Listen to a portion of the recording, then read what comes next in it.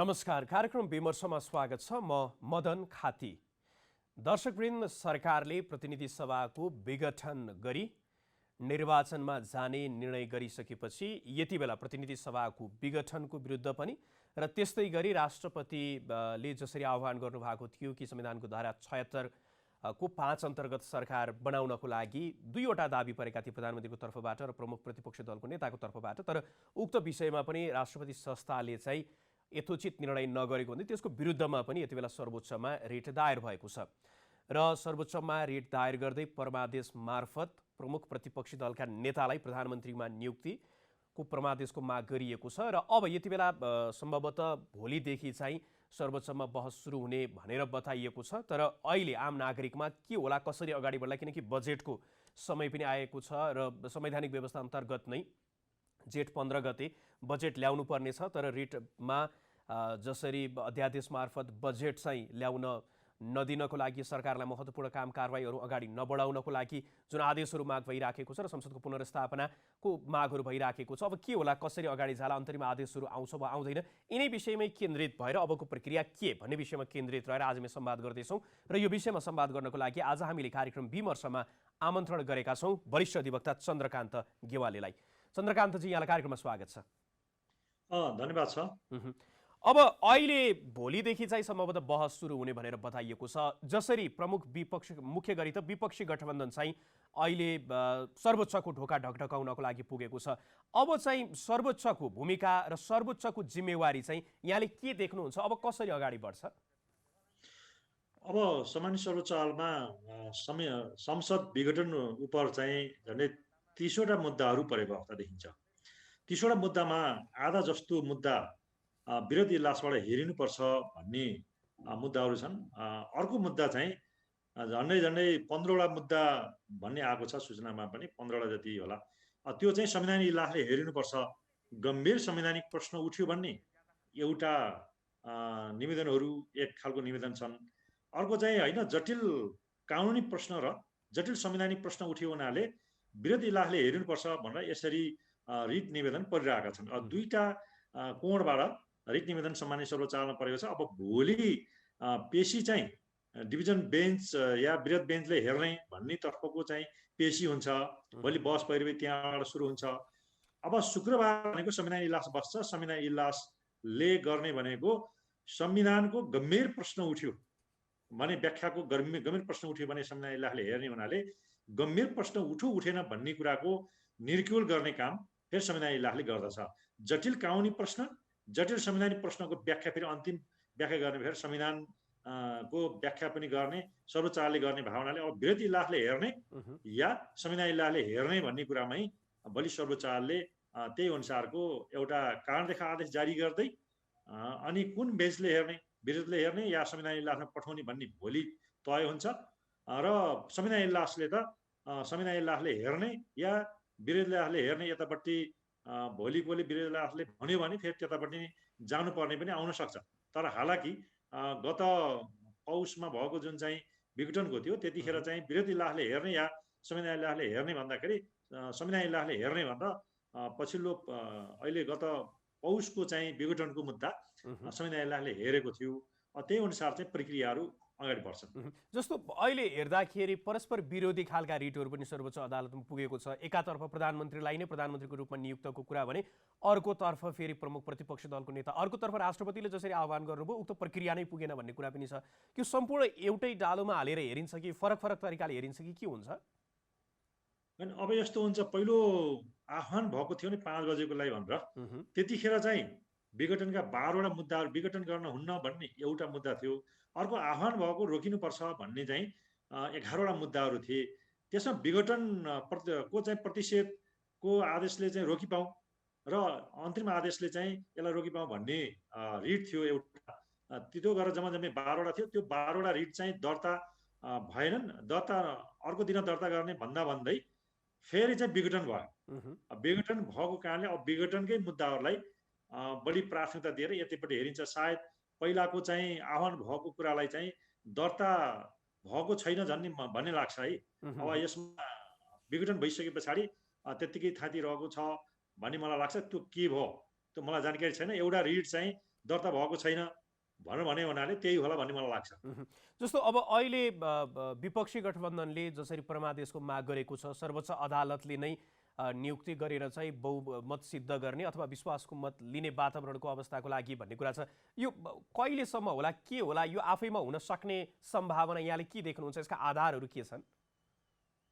अब विपक्षी दलले त 146 जनाको हस्ताक्षर सहित चाहिँ राष्ट्रपतिकोमा जुन प्रधानमन्त्री म धारा 76(5) बमोजिमको प्रतिनिधि सभाको सदस्य हुँ र मैले 2000 बढी दलको समर्थन जुटाएको छु। 146 जनाको चाहिँ मैले प्रत्येक व्यक्तिको हस्ताक्षर ल्याएको छु भनेर एउटा मागदाबी गरेर जानु भएको छ प्रतिपक्षको मुख्य विपक्षी दलको नेता शेरबहादुर देउवा जानु भएको अवस्था देखिन्छ। अब अर्कोतर्फ प्रधानमन्त्री स्वयं नै मलाई नै नियुक्ति गरियोस् भनेर चाहिँ उहाँले दुईटा दलको समर्थनमा जानुभएको अवस्था देखिन्छ। अब यहाँ प्रश्न के उठ्छ भन्दाखेरि प्रधानमन्त्री नियुक्ति भएको भनेको धारा 76 को 3 भनेको अल्पमतको सरकार। अल्पमतको सरकारको जहिले शपथ भयो, शपथ भएको मितिले 30 दिनभित्र प्रतिनिधि सभा आह्वान गर्ने, प्रतिनिधि सभाको आह्वान गरिसकेपछि प्रतिनिधि सभामा विश्वासको मत राख्नै पर्ने संवैधानिक बाध्यता छ धारा 76 को 4 बमोजिम। अब त्यो संवैधानिक व्यवस्था हुँदाहुँदै पनि प्रधानमन्त्रीले चाहिँ संसदको आह्वान पनि गर्नु भएन, त्यहाँ गएर कुनै एड्रेस पनि गर्नु भएन। मैले विश्वासको मत लिन सक्ने मेरो राजनीतिक आधार पनि छैन, म गर्न पनि सक्दिनँ भन्ने कुरा नगरिकन उहाँले मन्त्री परिषद बैठक बसाउनु भयो र त्यहाँ चाहिँ के भन्नुभयो भन्दाखेरि मलाई चाहिँ संसदमा राजनीतिक आधार पुग्दैन, मैले चाहिँ अब म मार्ग प्रशस्त गरिदिएँ भनेर त्यस्तो किसिमको सिफारिस गर्दै निर्णय गर्दै अनि अर्को धारा 76(5) बमोजिमको प्रधानमन्त्री नियुक्ति गर्नको लागि उहाँले त्यसरी सिफारिस गर्नुभयो। राष्ट्रपतिले पनि त्यही बमोजिम 21 घण्टे समय दिएर आह्वान गर्नुभएको अवस्था देखिन्छ। भने यो प्रश्नमा के देखिन्छ भन्दाखेरि पहिलो त प्रधानमन्त्रीले चाहिँ धारा 76(4) को प्रयोगै गर्नु भएन।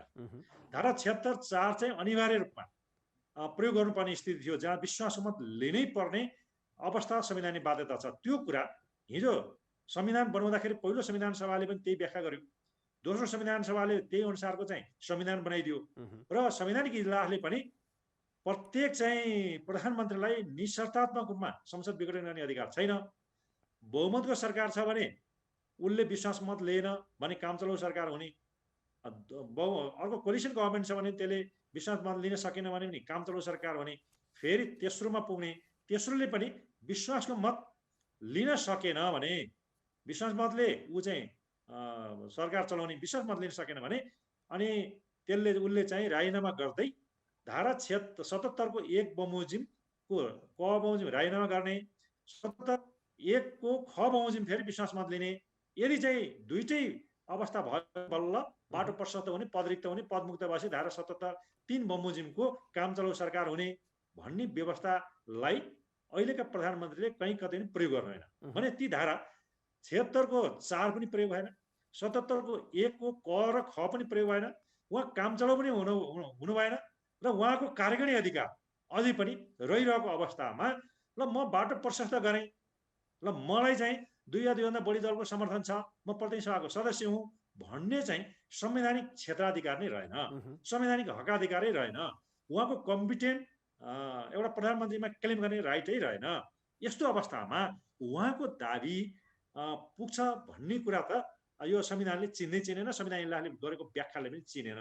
अब राष्ट्रपतिले तपाईँ चाहिँ अझै पनि विश्वास मत लिन जानु भएन, तपाईँ पदमुक्तै हुनु भएको छैन, तपाईँ राजीनामा पनि गर्नु भएको छैन, काम चलाउ हुनु भएको छैन, कसरी चाहिँ तपाईँले दाबी गरेर आउनुभयो? तपाईँ त प्रधानमन्त्री हो नि, एउटा धारा 76(3) को प्रधानमन्त्री चाहिँ फेरि 76(5) को प्रधानमन्त्री बन्नलाई हाम्रो संविधानले परिकल्पनै गरेको छैन, दुईटा प्रधानमन्त्री एकैचोटि रहन्छ भनेर त्यो कुरा चाहिँ राष्ट्रपति कार्यालयले या राष्ट्रपति महोदयले यो भन्नु पर्थ्यो। अब त्यो चाहिँ भन्नुभएको अवस्था देखिएन।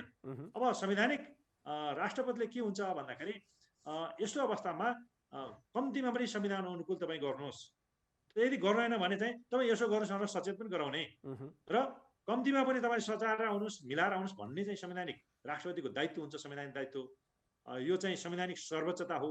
प्रधानमन्त्रीलाई पनि संविधानले जे भन्छ, कानुनले जे भन्छ त्यो अनुसार प्रयोग गर्नुपर्छ आफ्नो कार्यकारिणी अधिकार। राष्ट्रपतिले पनि संवैधानिक राष्ट्रपति भावनाले जे सिफारिस गर्छ मात्रै होइन, संविधानले के भन्छ, संविधानको रक्षक पनि भावनाले संविधान पालना गर्नुपर्नेमा यो हुन सकेन। त्यसकारण अपोजिसन लिडरले जुन मागदावी लिएर जानु भएको छ, उहाँ मात्रै एउटा कम्पिटेन्ट लोकस्थानीय भएको उम्मेदवार भएर जानुभएको अवस्था देखिन्छ। र प्रधानमन्त्रीको त दुईटा प्रधानमन्त्रीको हैसियत एकैचोटि हुन सक्ने चाहिँ संविधानले परिकल्पना गर्न उहाँको हक दैयै पुग्दैन। त्यसो भए चाहिँ अब सर्वोच्च अदालतले चाहिँ प्रमुख प्रतिपक्षी दलको नेतालाई नै प्रधानमन्त्री नियुक्त गरेर त्यसपछि चाहिँ संसदको बैठक पनि निश्चित समयमा आह्वान गर्न लगाएर त्यसपछि त्यो बहुमत सिद्ध गर्नको लागि त्यो वातावरण बनाइदिन्छ भन्नेमा चाहिँ यहाँ विश्वस्त हुनुहुन्छ?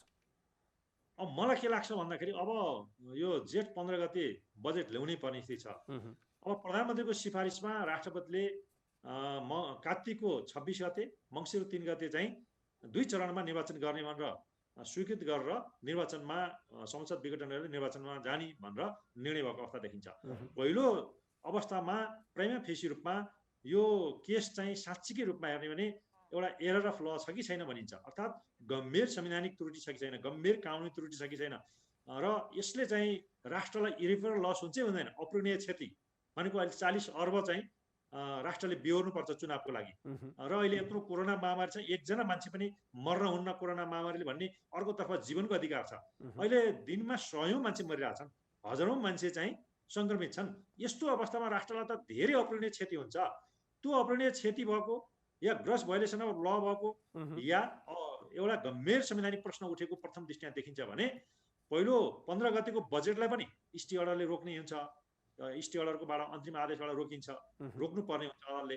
दोस्रो चाहिँ मङ्सिर 3 को र कार्तिक 26 को चुनाव नगराउनु यथास्थिति राख्नु भनेर यसरी अन्तिम आदेश जारी गर्दै अनि अन्तिम निर्णय गर्नलाई बल्ल फैसलाको लागि अगाडि बढ्छ। त्यो अवस्थामा चाहिँ के हुन्छ भन्दा तपाईँले भने जस्तो प्रश्नमा हेर्ने भने अब प्रधानमन्त्रीको पहिलो प्राइमा फेसी रूपमै प्रथम दृष्टिमै उहाँको प्रधानमन्त्री क्लेम गर्ने अधिकारै रहेन।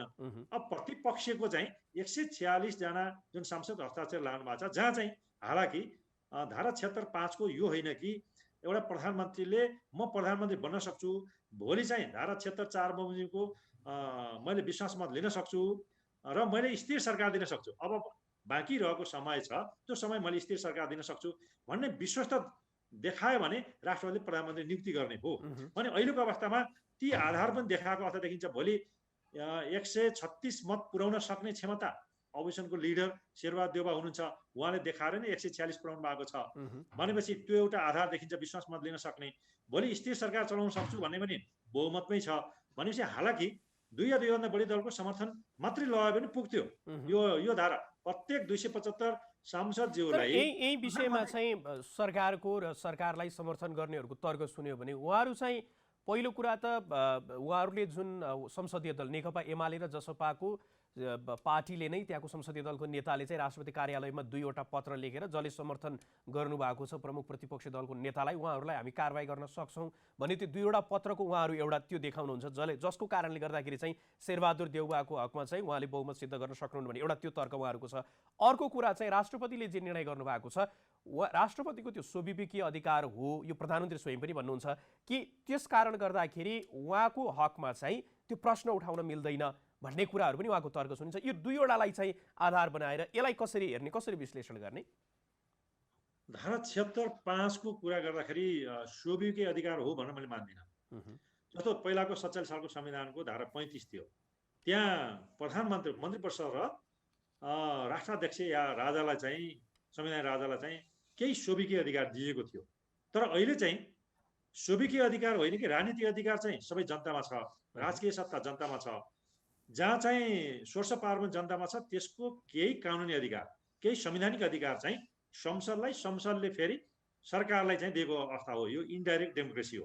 अप्रत्यक्ष चाहिँ लोकतन्त्र हो। अप्रत्यक्ष लोकतन्त्रमा राष्ट्रपति पनि सिफारिस अनुसार चल्ने र संविधानले जे भन्छ त्यो अनुसार चल्ने र प्रधानमन्त्री पनि आफ्नो संविधान र कानुनले के भन्छ त्यो अनुसार कार्यकारी अधिकार प्रयोग गर्ने हो। यस न कि संसदीय सर्वोच्चता पनि होइन, प्रधानमन्त्रीय सर्वोच्चता पनि होइन, राष्ट्रपतिय सर्वोच्चता पनि होइन, स्वविवेकीय अधिकार भन्नुहुन्छ भने त्यहाँ चाहिँ सुप्रिमेसी अफ प्रेसिडेन्ट हुन्छ, सुप्रिमेसी अफ प्राइम मिनिस्टर हुन्छ, सुप्रिमेसी अफ पार्लियामेन्ट हुन्छ जहाँ सोभिकीय अधिकार प्रयोग हुन्छ। सोभिकीय अधिकार त संविधानले प्रकीर्णनै गर्न, त्यो सोभिकीय अधिकार भनेको राजनीतिक अधिकारतर्फ जान्छ। राजनीतिक अधिकार जनतालाई मात्रै छ, सार्वभौम जनतालाई छ। जनताले चाहिँ जन्म सङ्ग्रह मार्फत आफ्नो सोभिकीय अधिकार प्रयोग गर्न सक्छन्। बालिक मताधिकार अनुसार आफ्नो चाहिँ विवेक गरेर कुन चाहिँ नेतालाई चाहिँ के अरे सांसद बनाउने, कुनलाई नबनाउने भन्ने कुरा राइट टु चोइस त्यहाँ हुन सक्छ। त्यसकारणले सोभिकीय अधिकार राष्ट्रपतिमा छैन। संविधानको धारा 76(5) र 76(2) जोडिन्छ। 76(5) को कुनै पनि प्रतिनिधि सभा सदस्य प्रधानमन्त्री बन्न पाउने 75,275 जना नै प्रधानमन्त्री बन्न पाउने उहाँको संवैधानिक अधिकार छ। त्यसै मध्ये शेरबहादुर देउवा एउटा प्रतिनिधि सभा सदस्य हुनुहुन्छ र प्रधानमन्त्री चाहिँ जहाँ चाहिँ राजीनामा गरिसक्नु भएको छैन, उहाँ चाहिँ विश्वास मत लिन जानु भएको छैन, संसदले चिन्दैन त्यो कुरा। विश्वास मत लिनै पर्नेछ। संसदबाट विश्वासको मत लिनु भएको छैन, राजीनामा गर्नु भएको छैन भने उहाँ प्रधानमन्त्री नै हुनुहुन्छ। भने प्रधानमन्त्रीलाई चाहिँ धारा 76(5) बमोजिम प्रतिनिधि सभा सदस्यको हैसियतमा त्यहाँ चाहिँ दावी गरेर राष्ट्रपतिका जान सक्ने पहिलो नै बाटो नै बन्द छ। त्यो बाटो नै बन्द भइसके पछाडि अबको हकमा के हो भन्दाखेरि जहाँ चाहिँ राष्ट्रपतिलाई अब सोभिकीय हो कि होइन भन्ने त मैले सोभिकीय छँदै छैन भने अब प्रधानमन्त्रीलाई चाहिँ त्यो अधिकारै भएन क्लेम गर्ने। जहाँ अपोजिसनको लिडर हुन्छ उहाँको हकमा 146 जनाको हकमा राष्ट्रपतिले यहीँनिर मैले अगाडि यो प्रश्न पनि यहाँलाई राखेको थिएँ। जस्तो उहाँहरूको तर्क चाहिँ जो संसदीय दलको नेता हुनुहुन्छ जसले चाहिँ शेरबहादुर देउवालाई समर्थन गर्नुभएको छ, उहाँहरूलाई चाहिँ हामी भोलिको दिनमा कारबाही गर्न सक्छौँ भनेर जो राष्ट्रपतिका उहाँले पत्र पठाउनु भएको छ नि, त्यसको आधारमा चाहिँ शेरबहादुर देउवालाई अस्वीकृत गर्न राष्ट्रपतिले मिल्छ कि मिल्दैन, यसलाई चाहिँ कसरी हेर्ने? पहिलो चाहिँ मैले भने नि अब राष्ट्रपतिको संवैधानिक अधिकार मात्रै हो, सोभिकीय अधिकार होइन। उहाँले के मात्रै देख्नुपर्छ भन्दा प्राइमा फेसी रूपमा भोलि चाहिँ विश्वास मत लिन सक्नुहुन्छ कि सक्नुहुन्न भन्ने कुरा हेरिनुपर्छ। यति मात्रै हो संविधानले लिएको। विश्वास मत लिन सक्नुहुन्छ, स्थिर सरकार चल्छ भन्ने कुराहरू भयो भने उहाँले प्रधानमन्त्री नियुक्ति गर्नै पर्दछ। अब सोभिकीय अधिकार उहाँलाई संविधानले दिँदैन, उहाँ सिफारिसमा चल्ने एउटा हो। अर्को चाहिँ के छ भने संविधानले के भन्छ, कानुनले के भन्छ त्यति मात्रै हेरिदिने हो। अब अहिले 146 पुर्याइसके पछाडि त्यहाँ चाहिँ दोहोरियो या चाहिँ कृत्य भयो भन्ने कुरा त के हो भन्दाखेरि भोलि विश्वासको मत लिन जाँदाखेरि दोहोरिएन, कृत्य भयो भएन भन्नेको त संसदले चाहिँ निर्णय गर्ने कुरा हो। संसदले चाहिँ त्यसलाई चाहिँ विश्वास मत नदिने कुरा त्यहाँ हुन सक्छ। र यदि चाहिँ कृत्य भयो भन्ने कुरा राष्ट्रपतिले कसरी कृत्य भन्ने थाहा हुन्छ या दोहोरियो भन्ने कुरा त्यसको एनालाइसिस गर्ने कुरालाई चाहिँ प्रत्येक चाहिँ प्रतिनिधि सभा सदस्यहरू यसमा चाहिँ हुइप पनि लाग्दैन, कुनै पार्टीको हुइप लाग्दैन। यो 76(5) बमोजिमको कुनै पनि सांसदलाई प्रधानमन्त्री बन्नको लागि उहाँलाई समर्थन जनाउनलाई पार्टीले हुइप जारी गर्न सक्दैन। कुनै पार्टीको चाहिँ प्रधानमन्त्री बन्ने होइन, पार्टीको संसदीय दलको नेता प्रधानमन्त्री बन्ने होइन 76(5) भनेको। त्यसै कारणले उहाँले पत्र पठाएको कुरा चाहिँ भोलि संसदको विषय हुन सक्छ। भोलि विशेषज्ञले चाहिँ यो कृत्य भयो भनेर भनिदियो भने त्यतिखेर त्यो कानुन बमोजिम कृत्य हो होइन भनेर बल्ल त्यति अनुसार उहाँले निर्गोल गर्ने कुरा हो। न त कानुन बमोजिमको कसैले कृत्य भयो भनेर विशेषज्ञले चाहिँ जाँचबुझ गरेर ल्याप्चे हिसाब कृत्य भयो भनेर देखाएको हुनु पर्यो। अर्को चाहिँ दोहोरियो भन्नलाई त्यो संसदको डोमेनभित्र पर्दछ, राष्ट्रपतिको डोमेनभित्र पर्दैन होइन। भोलि त्यसलाई चेक गर्ने कुरा, राष्ट्रपतिले नियुक्ति गरेको प्रधानमन्त्रीलाई चेक गर्ने कुरा संसदको विश्वासको मत लिँदाखेरि नै चेक हुन्छ। त्यसकारण अहिले चाहिँ सोभिकीय प्रयोग गरेर तिमी दुईटैको चाहिँ दाबी पुग्दैन भन्ने चाहिँ खारेज गर्ने निर्णय गर्ने त्यस्तो संवैधानिक क्षेत्राधिकार राष्ट्रपतिको छैन। यसमा चाहिँ न्यायिक प्रणालीको घेराभित्र पर्दछ यो। त्यसै कारणले सर्वोच्च अदालतले चाहिँ यसलाई संवैधानिक सर्वोच्चता भावनाले संसदीय सर्वोच्चता नभएको, राष्ट्रपतीय सर्वोच्चता नभएको, राष्ट्रपतिलाई सोभिकीय अधिकार प्रयोग गर्न अधिकार संविधानले नदिएको, हिजोको अभ्यासले नदिएको कारणले गर्दाखेरि उहाँले जे निर्णय गर्नु त्यो न्यायिक प्रणालीको घेराभित्र पर्दछ। र न्यायिक प्रणालीको घेरा भनेको सर्वोच्च अदालतले यस्तो जुन निर्णयबाट तिमीहरूको दुईटैको दाबी पुग्दैन भनेर भन्नुभएको छ। पहिलो दाबी नै प्रधानमन्त्रीको नपुग्ने हो। उहाँ त दुईटा प्रधानमन्त्रीको दाबी। तर अहिले हेर्दाखेरि जस्तो भोलिको दिनमा चाहिँ नेकपा एमाले जसले चाहिँ अहिले शेरबहादुर देउवालाई समर्थन गर्नुभएको छ उहाँहरूलाई कारबाही गर्यो, त्यस्तै जसपाले पनि कारबाही गर्यो। त्यो हकमा चाहिँ फेरि शेरबहादुर देउवाको संसदमा बहुमत पुग्ने सम्भावना यहाँले कति देख्नुहुन्छ? फेरि उहाँले पुगेन भने मध्यावधिमै जानुपर्ने होला। त्यो अवस्थामा त जसो गरे पनि, जसको नेतृत्वमा भए पनि फेरि मध्यावधिमै जानुपर्ने अवस्था आउने हो कि? अब यसरी हेर्नुहुन्छ, तपाईँले चाहिँ अझै कारबाहीको कुरा पनि गर्नुभयो। अब 2067 सालमा पुष्पकमल दाहाल र रामचन्द्र पौडेल चाहिँ प्रधानमन्त्रीको लागि लडिरहनु भएको थियो। मैले एउटा यहाँ जोड्न चाहेँ। लडिरहनु भएको थियो, त्यस पछाडि 7 चोटि भयो मैले रिट हालेँ, उहाँहरू विरुद्धमै रिट हालेँ। रिट हालिसकेपछि तटस्थ बस्न पाइन्न है। नेकपा एमाले मधेस केन्द्रित दलहरू तटस्थ बस्नु भएको थियो र नेपाली कांग्रेसको रामचन्द्र पौडेल र माओवादीको चाहिँ पुष्पकमल दाहाल लडिरहनु भएको 7 चोटि भयो। त्यसपछि मैले रिट हालिसकेपछि 8औं चोटिमा पुष्पकमल दाहाल ले छोड्नुभयो र 8औं चोटि त उहाँ 100% नै वास्तवमा एउटा निर्विरोध भएको प्रधानमन्त्री पनि हो नि। त्यतिखेर नेपाली कांग्रेसले कहीँ दाबी नै गरेन। उहाँले लडिरहनु 17 पटक भयो। 17 पटकमा चाहिँ जाँदाखेरि अनि सम्मानित सर्वोच्चले तटस्थ बस्न पाइन्न भन्ने चाहिँ प्रतिसाद नियावलीलाई नै ऐनलाई नै त्यो तटस्थ बस्ने शब्द नै संविधानमा बाध्य भनेर खारेज गरिदियो। खारेज गरे पछाडि अर्को चाहिँ फेरि प्रधानमन्त्रीको लागि आवेदन भइसकेपछि सबै नेपाली कांग्रेस नेकपा एमाले नेपाली कांग्रेस मधेसवादी दल यी सबैले चाहिँ भोट हाल्नुभयो। भोट हालिसकेपछि झलनाथ खनाल प्रधानमन्त्री बन्नुभयो। हेर्नुहोस् त्यस पछाडि त्यहाँ के भयो भन्दा तटस्थ बस्न पाइन्न भन्ने कुराको चाहिँ राजनीतिक दल सम्बन्धी ऐन 2073 मा आयो। एउटा तटस्थ बस्न नपाउने, एउटा चाहिँ अनुपस्थित हुन नपाउने, एउटा चाहिँ के छ भन्दाखेरि यो फ्लोर क्रस गर्न नपाउने भन्ने कुराहरू त्यहाँ आयो। तर प्रतिनिधि सभा नियमावली के आयो भन्दाखेरि प्रतिनिधि सभा नियमावलीलाई फेरि विशेष कानुन सरह मानिन्छ भनियो।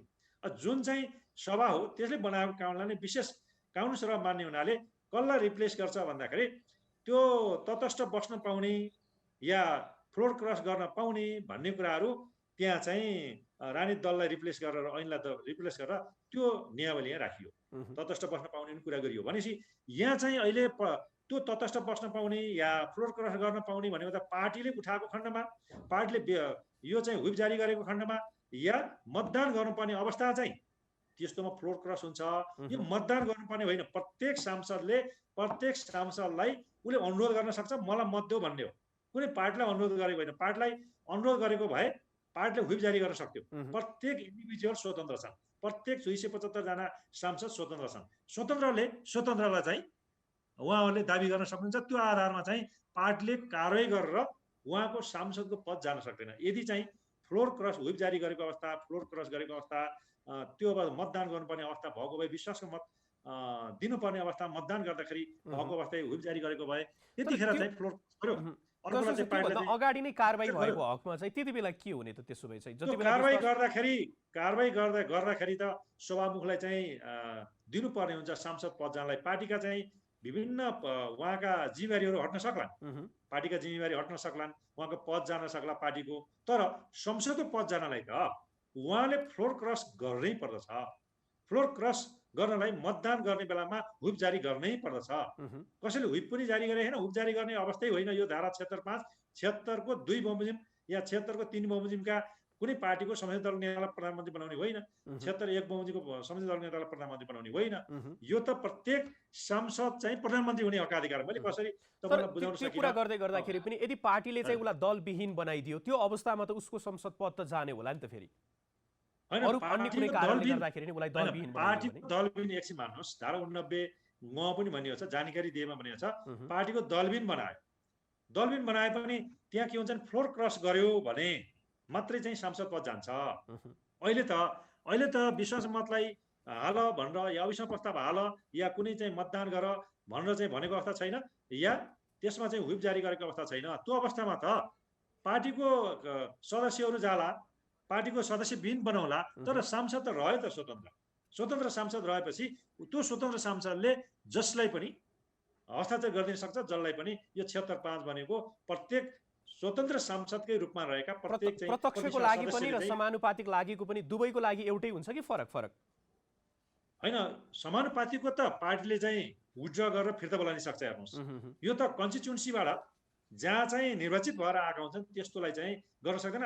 हालाकि यो समानुपातिकको हकमा पनि यस्तो फ्लोर क्रस गरेको उरेको या मतदान गर्ने भन्ने अवस्थै रहेन। तर त्यो अवस्थामा चाहिँ यदि विथड्र गरिदियो भने त्यहाँ चाहिँ अर्को जुन निर्वाचन आयोगमा त्यो चाहिँ समानुपातिकको लागि चाहिँ लिस्टमा बसिरहेको हुन्छ त्यसलाई चाहिँ फेरि पठाइदियो भने अर्को चाहिँ खाली हुन सक्ने एउटा ठाउँ हुन सक्ला। त्यो अवस्थामा त फेरि मध्यावधिमा जान सक्ने सम्भावना चाहिँ कतिको देख्नुहुन्छ शेरबहादुर देउवाले भोलि यदि सर्वोच्चले? त्यो अवस्थामा तपाईलाई के भनौँ भन्दाखेरि मेजोरिटी अहिले पुऱ्याएर लानुपर्ने होइन। मैले एउटा चाहिँ तपाईलाई भने अहिलेको धारा 76.5 बमोजिमको सरकार बनाउनलाई मेजोरिटी पुऱ्याएर जाने होइन। उसले आधार मात्रै पेश गरिदिने हो। विश्वास मत लिन जाँदा बल्ल त्यो मेजोरिटी पुऱ्याउने हो। मेजोरिटी पुऱ्याउँदाखेरि त्यसको चाहिँ कृति भयो या दोहोरियो या कारवाही गर्यो भन्ने त्यतिखेर बल्ल फ्लोर क्रसका कुराहरू आउलान्, कारबाहीका कुरा आउलान्, पदबाट हटाएको कुरा होला, त्यतिखेर मात्रै हो। अहिले चाहिँ यो अवस्था होइन। त्यसै कारणले यो अवस्था नभएपछि यो मध्यावधि चुनावमा जाने कुरा चाहिँ मैले परिकल्पनै गर्दिनँ। संवैधानिक इजलासले जुन व्याख्या गर्यो पछिल्लो चाहिँ विघटनको, त्यसमा चाहिँ अधिकतमभन्दा अधिकतम चाहिँ संसदले सरकार जन्माउनुपर्छ र प्रत्येक दलहरूले चाहिँ संसद सरकार जन्माउनुपर्छ र अधिकतमभन्दा अधिकतम चाहिँ त्यहाँ चाहिँ सरकार जन्माउने प्रयास गर्दा गर्दै पनि बल्ल चौथो विकल्पसम्म पनि हुन सकेन भने बल्ल विघटनमा जाने भनेर भनिएको अर्थ छ। अब तेस्रो प्रधानमन्त्रीलाई त के अवस्था आउँछ भन्दाखेरि उहाँले चाहिँ एउटा अवस्था मात्रै, उहाँ कामचलाउ भयो भने मात्रै तेस्रो प्रधानमन्त्री कामचलाउ भयो, विश्वास मत प्राप्त गरेन र विश्वास मत प्राप्त गरेन पदमुक्त हुन्छ। पदमुक्त भयो भने उहाँ चाहिँ कामचलाउ हुन्छ।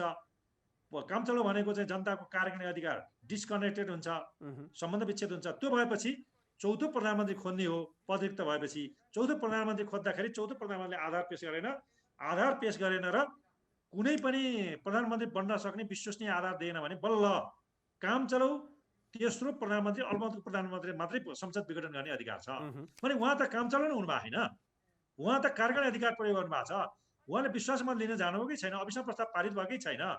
उहाँ चाहिँ राजीनामा दिएकै छैन भने कसरी विघटन गर्ने राइट राख्नुहुन्छ उहाँले? कसरी मध्यावधिमा जान सक्नुहुन्छ उहाँ? भनेपछि यो जानै नसक्ने यदि गयो भने के हुन्छ? त्यो भनेको एक्स्ट्रा कन्स्टिट्युसनल जुरिडिक्सन प्रयोग गरी मानिन्छ। व्यावहारिक रूपमा हेर्दाखेरि जेठ 15 गते बजेट ल्याउनु पर्ने, त्यसमा पनि उहाँहरूको बहुमत नपुगिसकेपछि त्यो बजेट पास हुने, नीति तथा कार्यक्रम पास हुने अवस्था पनि रहेन र अर्कोतर्फ जेठ 15 सम्म यो सम्पूर्ण विश्वासको मत लिएर अगाडि बढ्दाखेरि त्यो पनि सम्भावना छैन।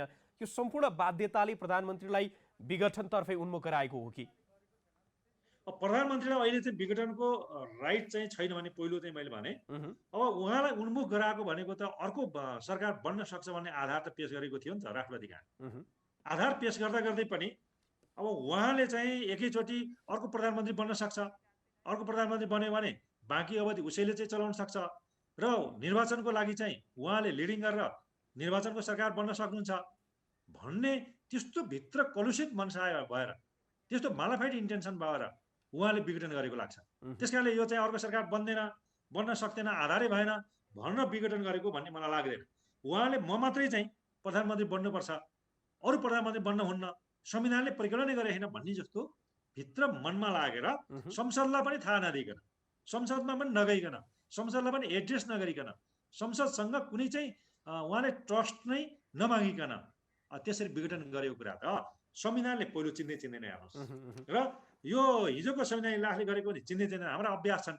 मनमोहन अधिकारी पनि अल्पमतको सरकार हुन्थ्यो 52 सालमा। उहाँलाई पनि के भने भन्दाखेरि यदि चाहिँ तपाईँले विघटन गरिदिनु हो भने, तपाईँ चाहिँ संसदबाट छलेर जसकेलबाट भाग्नु हो भने तपाईँ के हुन्छ भने एउटा बदनियत प्रयोग गरेको हुन्छ, संविधान माथिको जालझेल गरेको हुन्छ। त्यसै कारणले अल्पमतको सरकारले पनि अरू सरकार बनुन्जेलसम्म, संसदबाट सरकार जन्मिँदासम्म तपाईँले विघटन गर्न पाउनुहुन्न।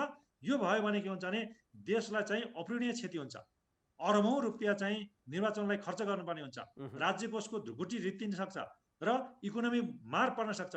जनतालाई चाहिँ जहिले पनि निर्वाचनको मारमा धकेलिरहनु पर्ने हुन्छ। संसद स्थिर रहँदैन, सरकार स्थिर रहँदैन, स्ट्रङ गभर्मेन्ट हुँदैन। त्यसकारणले यो गरेको गलत छ भनेर 52 सालमा व्याख्या गरेको।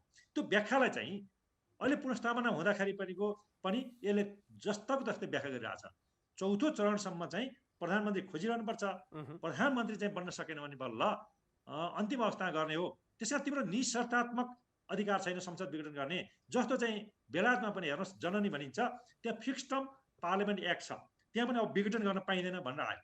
नर्वेमा हेर्नुहोस्, लाटभिया भन्ने जस्ता मुलुकमा त अब आफूले दिएको संसदले बनाएको सरकारले त विघटनै गर्न पाइन्न। जन्म सङ्ग्रहबाट मात्रै चाहिँ विघटन गर्नुपर्छ, जनताले मात्रै विघटन गर्ने अधिकार हुन्छ। किन जनताले पठाएको प्रतिनिधिलाई त कार्यक्रमको लगभग अन्त्यतर्फ आइपुगेँ। त्यसकारणले गर्दाखेरि म अलिक विषय प्रसङ्ग परिवर्तन गर्न चाहेँ। जस्तो संसद विघटन अथवा अहिले संवैधानिक जसरी सर्वोच्च अदालतमा अगाडि बढिराखेको छ त्यो प्रक्रियाको विषयमा त यहाँले यथेष्ट जानकारी गराउनु भयो। यो बिचमा चाहिँ राष्ट्रपतिकै भूमिका, उहाँलाई जवाफदेही बनाउनु पर्ने कुराहरू पनि चल्यो, तर त्यो कसरी भन्ने प्रश्न चाहिँ अहिले पनि रहिराखेको छ। यहाँले चाहिँ कसरी हेर्नुहुन्छ यो राष्ट्रपति संस्था चाहिँ जब गणतन्त्रको एउटा त्यो एकताको प्रतीक पनि संविधानको पालनकर्ता संरक्षणकर्ताको रूपमा त्यहाँ व्याख्या पनि गरिएको छ। तर बारम्बार उहाँबाटै चाहिँ संविधान कुल्चिने काम भयो भनेर यति बेला आरोप पनि लागिराखेको छ। राष्ट्रपतिलाई जवाफदेही भनेको महाअभियोग बाहेक अर्को त्यस्तो केही रहेन छैन? अब राष्ट्रपति त पहिलो चाहिँ हेर्नुहोस्, एउटा इन्स्टिट्युसन तपाईँले भनिसक्नुभयो, एउटा गणतन्त्रको सिम्बल भनेको पनि राष्ट्रपति हो। राज्यको जुन चाहिँ सबैभन्दा उच्च पद भन्छ नि, सम्मानित पद, सम्माननीय जुन राष्ट्रपति हुनुहुन्छ, उहाँले चाहिँ के हो भन्दाखेरि एउटा कुनै पार्टी विशेषको राष्ट्रपति होइन नि, उहाँ एउटा व्यक्ति विशेषको राष्ट्रपति नै होइन नि। उहाँ त 3 करोड नेपालीको दुखदुखी हो। उहाँ राष्ट्रपति भनेको एउटा संस्था हो।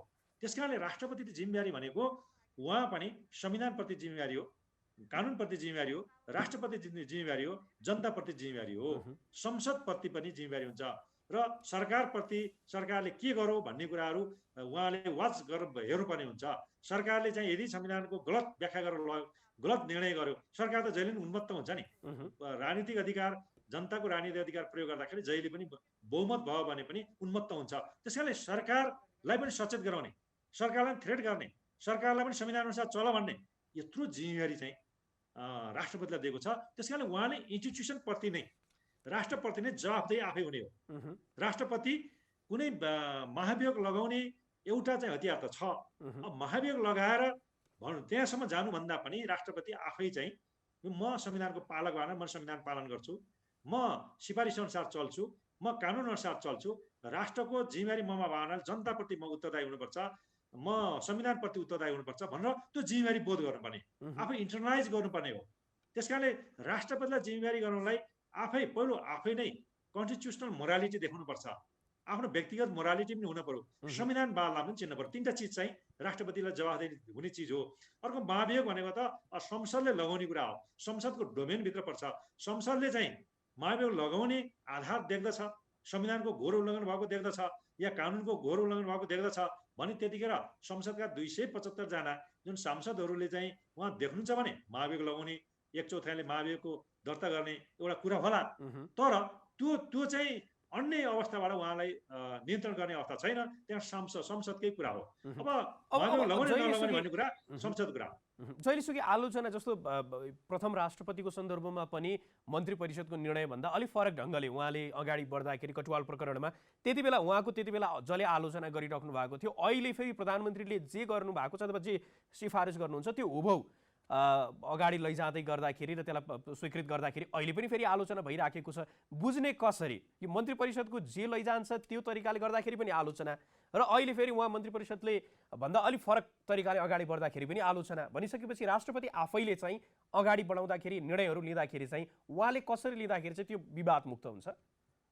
अब हिजोका जति पनि इन्डियाका राष्ट्रपतिहरू हुन्छ उहाँहरूले चाहिँ सबैभन्दा महत्त्वपूर्ण, मैले 66 मुलुकको संसदीय शासन पद्धतिका अनि राष्ट्राध्यक्ष राष्ट्रपति भएको मुलुकको पनि मैले अध्ययन गरेको छु, किताब पनि लेखेको छु। उहाँहरूको हेर्दाखेरि के देखिन्छ भन्दाखेरि पहिलो पोलिटिकल कल्चरबाट चाहिँ गाइडेड भएको देखिन्छ, दोस्रो चाहिँ संवैधानिक नैतिकताको बाट पनि गाइडेड भएको अवस्था देखिन्छ, संविधानवाद अनुसार पनि चलेको देखिन्छ र राष्ट्रपतिका धेरै अधिकार हुन्छन्। एउटा सिफारिसबाट मात्रै होइन कि उहाँको कूटनीतिक अधिकार पनि हुन्छन्, संवैधानिक अधिकार हुन्छन्, उहाँको केही राजनीतिक अधिकार पनि हुन्छन् संविधान अनुसार नै, त्यसो सांस्कृतिक अधिकार हुन्छन्, यो परराष्ट्र मामिला सम्बन्धी पनि अधिकार हुन्छन्। यी सबै अधिकारहरू उहाँले प्रयोग गर्दाखेरि के गर्नु पर्यो भन्दाखेरि सबैभन्दा महत्त्वपूर्ण राष्ट्रपतिले निर्णय गर्छ, अन्तिम निर्णय हुन्छ। त्यसै कारणले त्यो निर्णय प्रयोग गर्दाखेरि संविधानवाद र संविधान बमोजिम चल्नुपर्छ भन्ने त मैले भने, त्यो गर्दाखेरि पनि अलि माथि उठेर एउटा पार्टी विशेषको सल्लाह होइन, एउटा आफ्नै कुनै पार्टी विशेषको कानुन सल्लाहकारको सल्लाह लिएर मात्रै होइन, एज ए होल देशका एक्सपर्टहरू, कानुनका एक्सपर्टहरू, संविधानका एक्सपर्टहरूसँग सल्लाह लिनुपर्ने एउटा हुनसक्छ। आर्थिक पाटो छ भने अर्थविज्ञहरूसँग सल्लाह लिनुपर्ने हुन्छ, भूगोल छ भने भूगोलविदसँग लिनुपर्ने हुन्छ, पार्टी छ भने सर्वदलीय सल्लाहकार लिनुपर्ने हुन्छ दलहरूको चाहिँ, अनि नागरिक समाजको पनि सल्लाह लिएर एउटा सल्लाहबाट संविधान र कानुन अनुसार के छ त्यो अनुसार चल्ने हो। त्यो अनुसार चाहिँ उहाँ गर्नुभएको अवस्था देखिन। त्यसै कन्सल्टेसन हिजोको रामवरण यादवले त कन्सल्टेसन गर्नुहुन्थ्यो, उहाँले धेरै कन्सल्टेसन गरिसकेपछि कटुवाल काण्डकोमा चाहिँ त उहाँले अर्को अवस्था नआउन्जेलसम्म अहिले चाहिँ तिमी एजिटेड रहौ भनेर भनेको मात्रै हो। त्यसमा मुद्दा परेपछि पनि के व्याख्या गरियो भन्दाखेरि संविधान राष्ट्रपति पनि यो अनलिमिटेड स्वेच्छाचारी हुन सक्दैन, संविधानभन्दा माथि छैन, जनताभन्दा माथि छैन। ऊ चाहिँ के हो भन्दाखेरि संविधान अनुसार चल्ने हो, संविधान अनुसार कार्य सम्पादन गर्ने हो, लिमिटेड चाहिँ राष्ट्रपति हो, सीमित राष्ट्रपति हो, सीमित सरकार हो। त्यसै कारण सरकारको सिफारिस एउटा चल्ने हो। सरकारको सिफारिस आउँदा पनि गलत तरिकाले आएको छ भने त्यसलाई सचेत गराउने या फर्काएर ल्याउने भन्ने। हिजो शङ्करी प्रसादले पनि धेरै चाहिँ ओथ गरेको कारणले ममा राष्ट्रपतिको अधिकार छैन भन्दा भन्दै मैले ओथ त गरेँ, शपथ लिएँ, संविधानको शपथ लिएँ, राष्ट्रको शपथ लिएँ, जनताको शपथ लिएँ। त्यस कारणले संविधान अनुसार सरकार नचलेको अवस्था मैले चाहिँ तिमीलाई सचेत गर्न सक्छु भनेर हिजो चाहिँ शङ्कर प्रसाद ले चाहिँ के छ राष्ट्रपति हुँदाखेरि त्यहाँ चाहिँ सचेत गराएको र संविधान अनुसार चाहिँ म अगाडि बढ्न सक्छु भनेर त्यो व्याख्या पनि गरेर अगाडि बढेको अवस्था देखिन्छ। हेर्नु बोमै केसहरूमा पनि व्याख्या भएको छ। भने यो अवस्था नेपालको राष्ट्रपतिले पनि अब संविधान कन्सल्टेसन र कानुनी शासन र विधिको शासन अनुसार चल्नुपर्छ र सरकारको सिफारिस पनि संविधान अनुसार छ भने गर्ने हो, संविधान अनुसार छैन भने सल्लाह लिएर, संविधान अनुसार छैन भने तिमीले चाहिँ फर्काएर ल्याऊ या तिमीले सचार ल्याऊ या तिमीले चाहिँ यो गर्न पाउँदैन भनेर सचेत गर्ने। यस्ता कामहरू राष्ट्रपति कार्यालयबाट गर्न सकिन्छ। राष्ट्रपति आफै स्वयंले यो गर्न सकिन्छ। यो संविधान राष्ट्रपतिको ड्युटी हो। हस्, यहाँले आफ्नो महत्त्वपूर्ण समय हामीलाई उपलब्ध गराइदिनु भयो। यहाँको महत्त्वपूर्ण समय र यो संवादको लागि यहाँलाई धेरै धेरै धन्यवाद। हस्, जनता टेलिभिजनलाई धेरै धेरै धन्यवाद। आफ्ना भनाइहरू केही चाहिँ श्रोता सामु या दर्शक सामु चाहिँ भन्ने मौका दिनुभयो, त्यसलाई धेरै धेरै धन्यवाद। हस्, उहाँ हुनुहुन्थ्यो वरिष्ठ अधिवक्ता चन्द्रकान्त गेवाली। आज उहाँसँगै हामीले जुन पछिल्लो समय सर्वोच्च अदालतमा प्रतिनिधि सभा विघटनको विरुद्ध र प्रमुख प्रतिपक्षी दलको नेतालाई चाहिँ प्रधानमन्त्री नियुक्तिको लागि परमादेशको माग गर्दै जुन रिटहरू दायर भएका छन् र यो सम्पूर्ण प्रक्रियामा अहिले केन्द्रमा राष्ट्रपतिको भूमिका उहाँले निर्वाह गरेको, उहाँले लिएका निर्णयहरू पनि त्यो केन्द्रमा छ, उहाँको भूमिका, यिनै विषयमै केन्द्रित रहेर आज हामीले विमर्शमा संवाद गऱ्यौँ। आजको लागि कार्यक्रम विमर्शलाई निर्धारित समय सकिएको छ। जनताद्वारा जनताका लागि प्रसारित जनता टेलिभिजन हेरिरहनुहोस्। नमस्कार।